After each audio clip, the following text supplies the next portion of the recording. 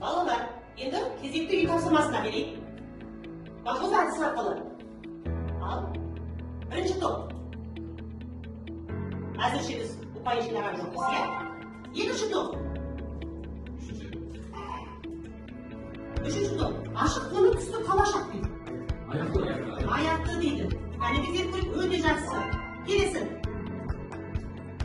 Спаракет қандай түсті болмайды дейді. Өте дұрыс. Жақсы.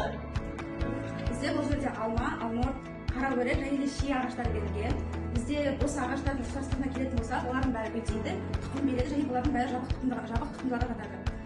Мысалы, алмұрт ағашы 15 метрге дейін дейді. Биіктігі 15 метрге дейін жетеді. Және де жапырағы жалпақ және ұзын болып келеді.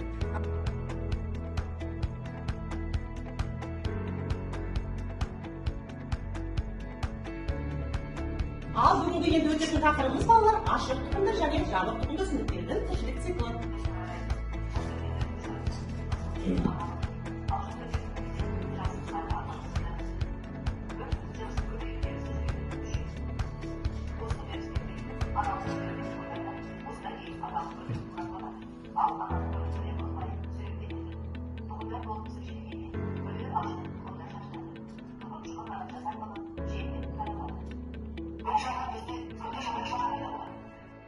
Балалар, біздің келесі тапсырмамыз жот-тос әдісі бойынша жүр.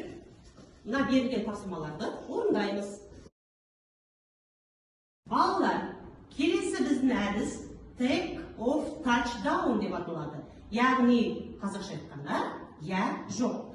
Мына берілген тапсырмаларда я дейтін болса, тұрамыз орнымыздан, яғни жауабы жоқ болатын болса, ондай жағдайда отырамыз. Балалар, кезекті тапсырмаларды топик платформасына берейік.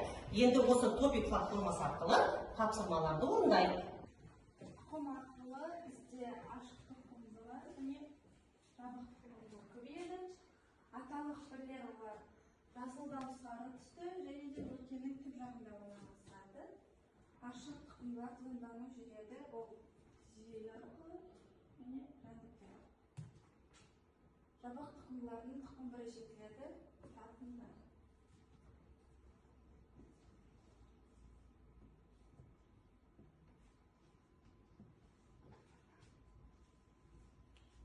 Жабық тұқымды өсімдіктерде спермия